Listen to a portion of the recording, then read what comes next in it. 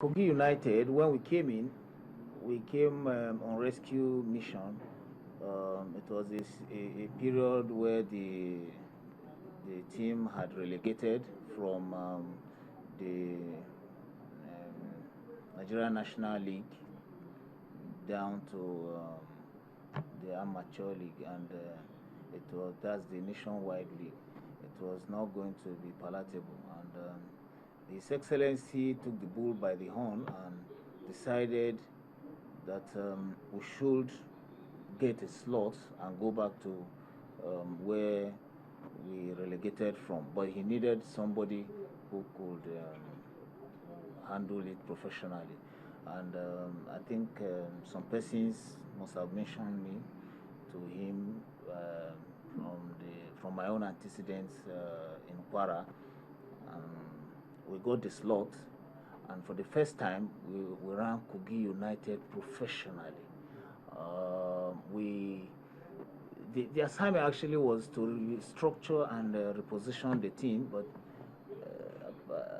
ahead of that, we tried to see how we could have grabbed one of the premiership slots, but it didn't happen. But at least today, what I can assure you is that we have built Kogi United to a level where any professional team would want to be and how it should be. So we have the real structure on ground.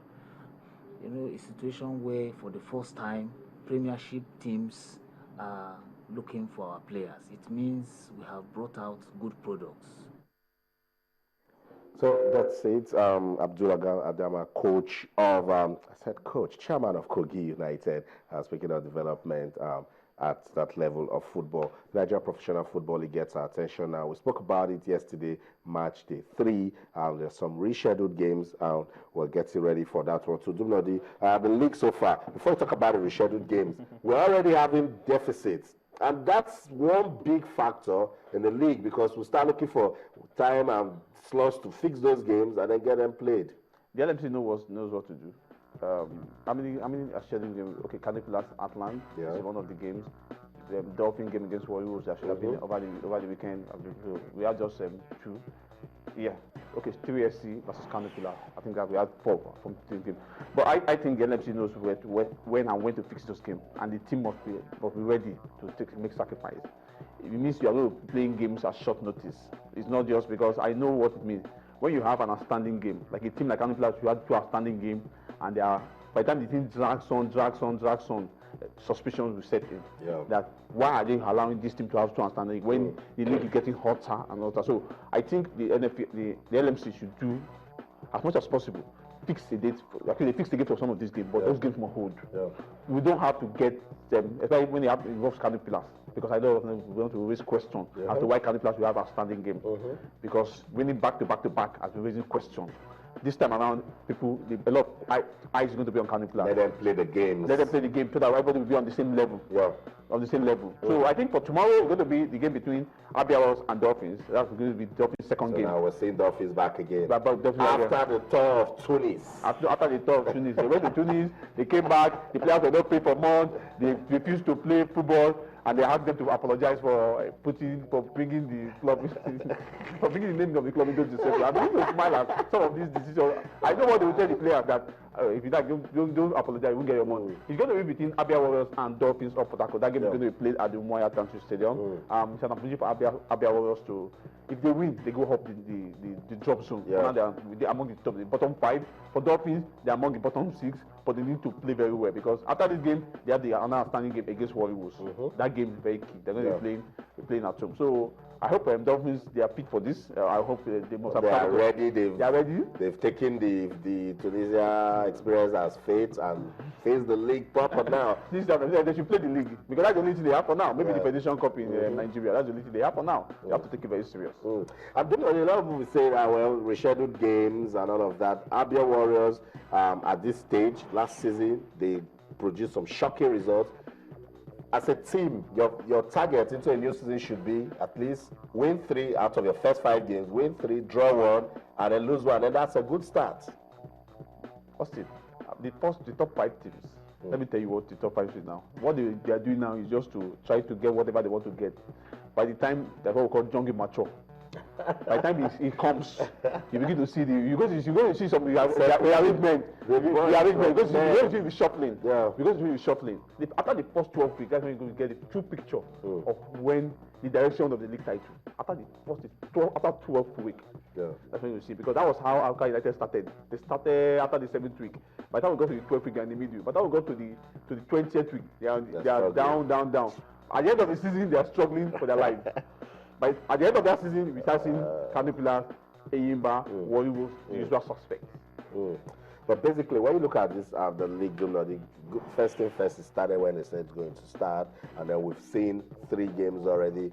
Good one, the LMC, they're living up to expectations. But are we seeing that sort of excitement that we've been yearning for? We're talking about local league football. Well, I think I got pictures from the game between Gabos and Enugu Rangers in Inewi. We saw the number of people that came to watch that game. That was the first time Gabos will be playing. I think for close to 15 years, they've not seen football at that top flight level. So they are so excited. It's like an industrial town. People they do business, they do manufacturing industries are there, companies are there, but people don't have opportunity to watch top flight football. But you see Rangers, the team, I always call them the team of the spirit of the East, coming to play in Anambra. You expect large turnout of fans. So we're seeing that this season. This time the clubs are not, they are become, maybe because of the election period, so the attraction is going to be on the election, not on football this time. But I can guarantee now that these clubs know what's at stake.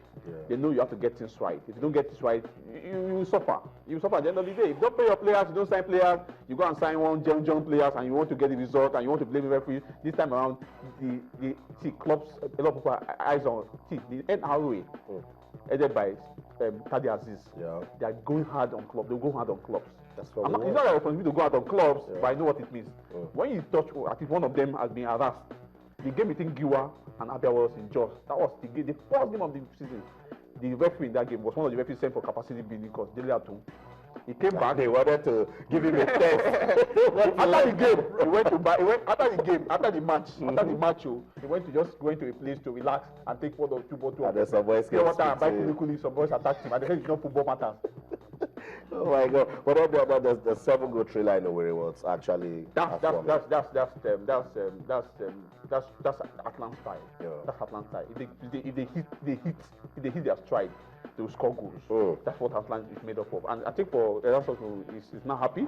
As Sunshine struggling, but he was asked to leave at the end of the season. Now he's moved to Atlanta. The man that left Atlanta to Rangers, I don't know what is going to happen, but I think for Erasmus, you have to continue this, you have to sustain this momentum, because I know Atlanta, if you don't get the result, they can hit you below the belt. Quickly, let's talk about that big fight between Floyd Mayweather Jr. and Manny Pacquiao. You remember the campaign is Let's Get Talking. A lot of talking points out of this fight. May 2nd in Las Vegas. Who's going to emerge the best pound-for-pound boxer? Where are you putting your money? The latest coming out of this fight is the fight is not be in the United States of America, but it's already breaking record. Might turn out to be the most expensive pay-per-view fight in the history of the United Kingdom. Austin, when I'm beginning to see the money involved, I'm beginning to see millions of dollars. And then you're thinking you should start lightweight boxing. No. The truth of the matter is that the only way when you convert that money into naira, I don't know how it looks like. I don't know how it looks like. It's a huge sum of money, and I hope the fight will live up to its expectation, because this fight has been on. The negotiation has been on for close to 6 years.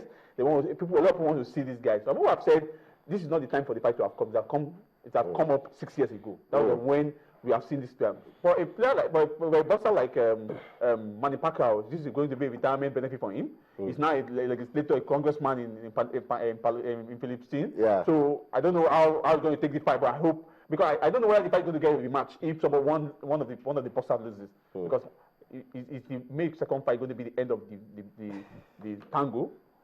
I can't guarantee, because if one of the boxers loses, except the one that is a congressman, is a lawmaker, I want to say, please, I'm okay. Let me make love for my people before they descend on me, because I'm going to be seeking a re-election. If he's interested in getting a rematch, if he loses, if the American loses, I don't know whether it's going to be a rematch, but I hope May 2 will be the end of that tango. That's it. We can't wait. May 2nd. We don't know what's going to happen, but the fact that fight will happen gives us some excitement, talking about boxing fans all over the world. Floyd Mayweather Jr. and Manny Pacquiao. I'm sure the fans will want a rematch, but first, let's do this on May 2nd. That's it. That's where the curtain falls on this edition of Sports Tonight on Channels Television. But remember, you can keep talking to us on Twitter or Channels_Sports and on Facebook or Channels_Sports. That's it on behalf of the ever-winning sports team at Channels Television Sports Center in Lagos, Nigeria.